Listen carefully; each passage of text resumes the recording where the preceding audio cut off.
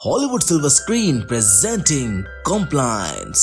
कहानी की शुरुआत बेकी नाम की एक लड़की को दिखाते हुए होती है जो अपनी कार से अपने काम पर जा रही है। बेकी चैडविक के एक फूड रेस्टोरेंट में काम करती है। कुछ देर बाद वो रेस्टोरेंट पहुंच जाती है और जैसे ही वो पार्किंग एरिया में अपनी कार को लगाकर रेस्टोरेंट के अंदर जाने लगती है, तभी उसके पास केविन आता है। केविन भी उसी रेस्टोरेंट में काम करता है। यहाँ से दोनों रेस्टोरेंट के अंदर जाते हैं, जहाँ पर इस रेस्टोरेंट की मैनेजर सैंड्रा बाकी वर्कर्स के साथ इन दोनों का ही वेट कर रही होती है। अब सभी के आ जाने से सैंड्रा सभी वर्कर्स को बताती है कि कल रात किसी ने मेन डोर खुला छोड़ दिया था, जिसकी वजह से किसी ने मेरे $1000 चुरा लिए हैं। सैंड्रा कहती है कि आगे से कोई भी ऐसा नहीं करेगा और डोर को अच्छी तरह से लॉक करके यहाँ से जाएगा। इतना कहकर सैंड्रा सभी को अपना काम करने के लिए कहती है और खुद भी काम में बिजी हो जाती है। थोड़ी देर में धीरे धीरे रेस्टोरेंट पर कस्टमर्स आने शुरू हो जाते हैं। कुछ देर बाद मार्टी जो वहीं काम करती थी, वो बेकी के पास जाकर कहती है कि सैंड्रा को लगता है कि तुमने कल रात दरवाजा खुला छोड़ दिया था, लेकिन बेकी उसे बताती है कि दरवाजा असल में केविन ने खुला छोड़ा था और इस बात को मैं सैंड्रा को नहीं बताना चाहती हूँ क्योंकि इससे केविन की जॉब चली जाएगी। यहाँ पर मार्टी को पता था कि बेकी सच बोल रही है, जिसके बाद वो दोनों अपने अपने काम में बिजी हो जाती है। अब कुछ घंटों बाद यानी दोपहर के समय रेस्टोरेंट के फोन पर एक कॉल आता है और जैसे ही सैंड्रा उस कॉल को पिक करती है तो दूसरी तरफ से डैनियल नाम का एक पुलिस ऑफिसर उसको बोलता है कि मेरे पास एक आदमी आया है जो मुझे बता रहा है कि आपके पर्स से जो पैसे चोरी हुए हैं वो आपके रेस्टोरेंट में ही काम करने वाली लड़की ने चुराए हैं, जिसका नाम बेकी है और बेकी को उसने अपनी आंखों से पर्स से पैसे चुराते हुए देखा है। इतना कहकर डैनियल सैंड्रा को कहता है कि मेरे पास इन्वेस्टिगेशन करने के लिए पुलिस की एक बड़ी टीम है जो आपके रेस्टोरेंट पर आकर बेकी से इस बारे में पूछताछ कर सकती है, लेकिन इससे आपके रेस्टोरेंट का नाम खराब होगा, इसलिए मुझे लगता है कि आप मेरी हेल्प कर सकती हो। सैंड्रा ये सब सुनकर थोड़ा घबरा जाती है और डैनियल से पूछती है कि आखिर मैं आपकी हेल्प कैसे कर सकती हूँ, जिस पर डैनियल सैंड्रा को बोलता है कि सबसे पहले आप बेकी को रेस्टोरेंट के बैक साइड पर लेकर आइए और उससे मेरी बात करवाइए। सैंड्रा ऐसा ही करती है। वो तुरंत बेकी के पास जाकर उसको रेस्टोरेंट के बैक साइड ले जाती है और उसे इस बारे में सब कुछ बताकर डैनियल को फोन लगाकर बेकी की डैनियल से बात करवाती है। फोन पर बेकी डैनियल से कहती है कि मैंने ऐसा कुछ भी नहीं किया है, लेकिन डैनियल उसको बोलता है कि मेरे पास एक आदमी आया है जिसने तुम्हें सैंड्रा के पर्स से चोरी करते हुए देखा है। इसके बाद डैनियल बेकी से कहता है कि मेरी बात तुम सैंड्रा से करवाओ। डैनियल सैंड्रा से बोलता है कि आपको बेकी के पर्स की तलाशी लेनी होगी और इतना सुनते ही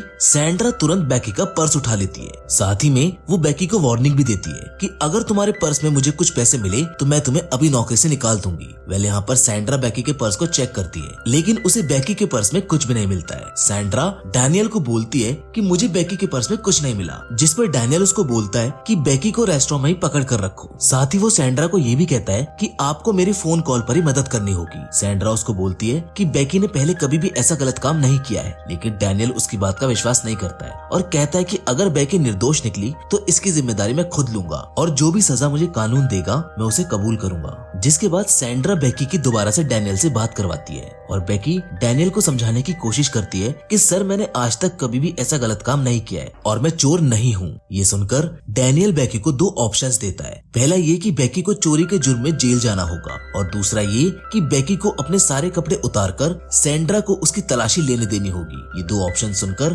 बेकी के पैरों तले जमीन खिसक जाती है, लेकिन वो जेल नहीं जाना चाहती थी, इसलिए वो अपने कपड़े उतारकर सैंड्रा को उसकी तलाशी देने के लिए तैयार हो जाती है। लेकिन वो डैनियल से एक रिक्वेस्ट करती है कि जब सैंड्रा उसकी तलाशी ले तो उसके पास मार्टी वहाँ पर मौजूद रहे। डैनियल बेकी की इस बात को मान जाता है। वहीं सैंड्रा को यहाँ पर थोड़ा सा शक होता है और वो डैनियल से पूछती है कि क्या तुम किसी फोन बूथ से बात कर रहे हो या फिर तुम हमें किसी तरीके से देख रहे हो। सैंड्रा की इस बात का डैनियल कोई जवाब नहीं देता है और सैंड्रा भी मन ही मन डरने लगती है, इसलिए वो इस बात को इग्नोर करके मार्टी को लेने के लिए चली जाती है। सैंड्रा मार्टी के पास जाकर उसे इस मामले के बारे में सब कुछ बताती है और अपने साथ रेस्टोरेंट के बैक साइड ले आती है। इसके बाद बेकी अपनी तलाशी देने के लिए एक एक करके अपने सारे कपड़े उतार देती है। सैंड्रा बेकी के सारे कपड़े चेक कर लेती है, लेकिन उसे कुछ भी नहीं मिलता है। इसके बारे में वो डैनियल को बताती है। डैनियल सैंड्रा को बोलता है कि आपको बेकी के अंडरगारमेंट्स भी चेक करने होंगे और अब मजबूरी में बेकी को अपने अंडरगारमेंट्स भी उतारने पड़ते हैं और वो पूरी तरह से न्यूड हो जाती है। लेकिन वहीं खड़ी मार्टी को ये देखकर बेकी पर बहुत दया आती है, इसलिए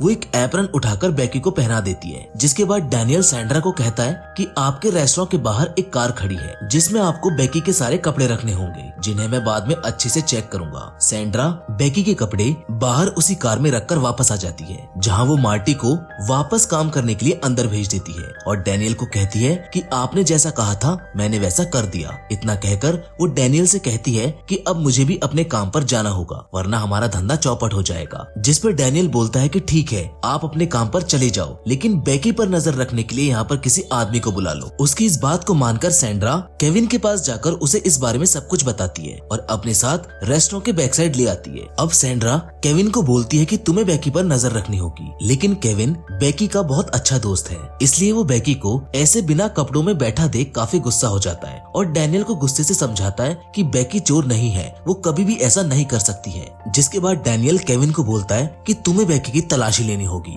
जिसे सुनकर केविन को और भी ज्यादा गुस्सा आ जाता है और वो बोलता है कि तुमने बेकी के सारे कपड़े उतरवा दिए हैं और अब भी तुम उसकी तलाशी लेने के लिए बोल रहे हो। जिसके बाद केविन पूछता है कि अब कौन सी तलाशी लेनी है, जिस पर डैनियल केविन से कहता है कि तुम्हें बेकी के प्राइवेट पार्ट्स की तलाशी लेनी होगी। ये सुनकर केविन डैनियल को गाली देने लगता है और कहता है कि भाड़ में जा तू और तेरी तलाशी। इतना कहकर वो बाहर आने लगता है और अचानक वो सैंड्रा से टकरा जाता है जो वहीं पर आ रही थी। वो सैंड्रा को बोलता है कि सॉरी, मैं इस मामले में आपकी मदद नहीं कर सकता हूँ। सैंड्रा डैनियल से बात करती है कि आखिर तुमने केविन को क्या बोला, जिसके बाद डैनियल उसे बताता है कि केविन बेकी पर नजर रखने के लिए सही आदमी नहीं है। डैनियल सैंड्रा से पूछता है कि क्या आप किसी और आदमी को जानते हो जो बेकी पर अच्छे से नजर रख सके, जिसके जवाब में सैंड्रा उसको अपने मंगेतर के बारे में बताती है। डैनियल बोलता है कि आपको अपने मंगेतर को इस काम में उनकी मदद करने के लिए बुलाना होगा। सैंड्रा को काफी अजीब लगता है, लेकिन वो बिना कुछ सोचे समझे अपने मंगेतर जिसका नाम वॉन था उसे रेस्टोरेंट में बेकी पर नजर रखने के लिए बुला लेती है, पर वॉन काफी नशे में होता है। सैंड्रा वॉन को इस मामले के बारे में सब कुछ समझा देती है और वॉन को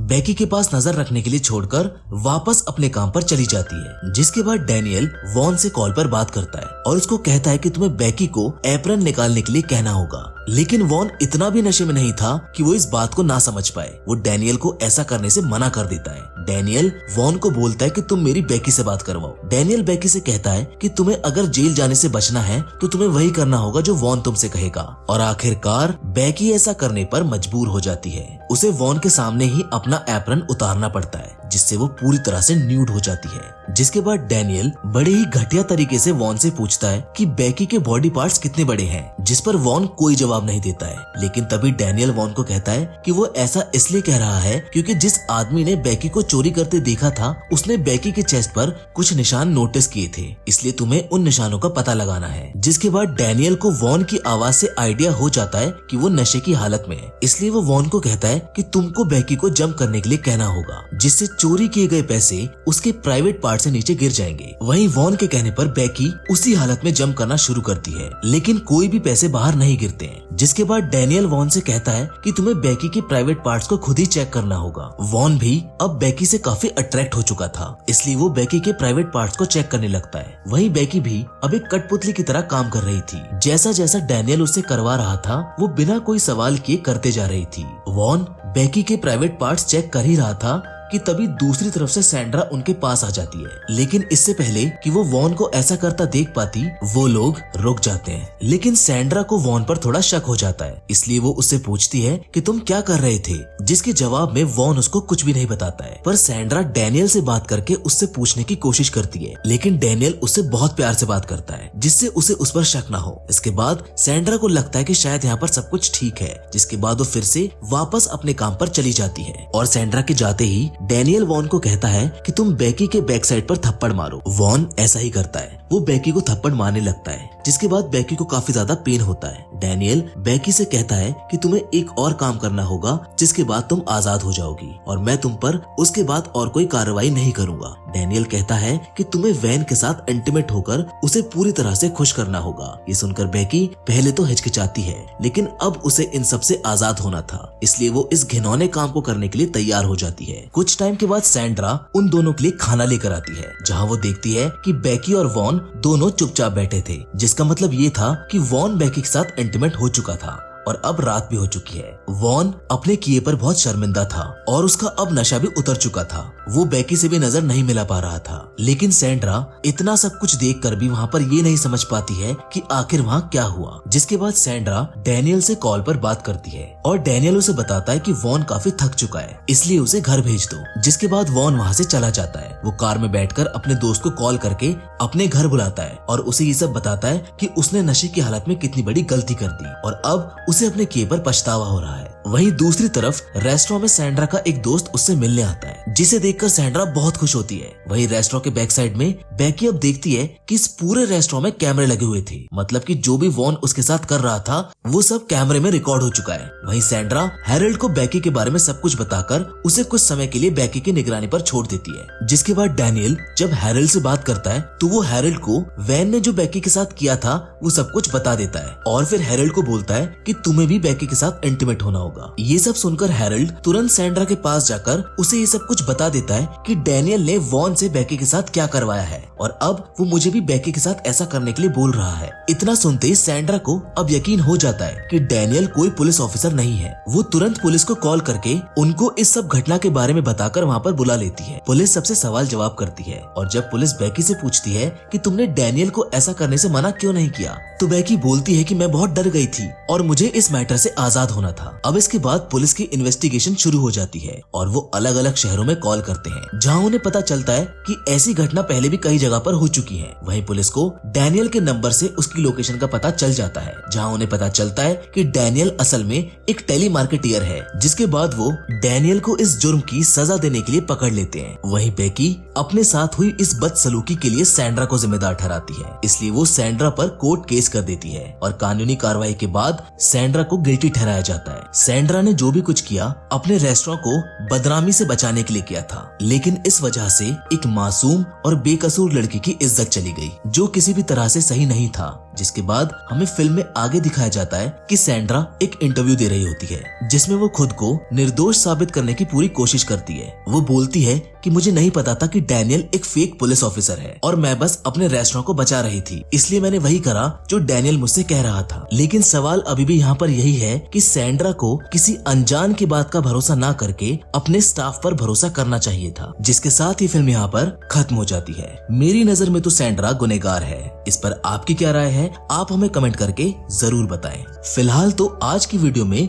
बस इतना ही, लेकिन हम फिर से जरूर मिलेंगे एक और नई इंटरेस्टिंग कहानी के साथ। पर तब तक के लिए धन्यवाद।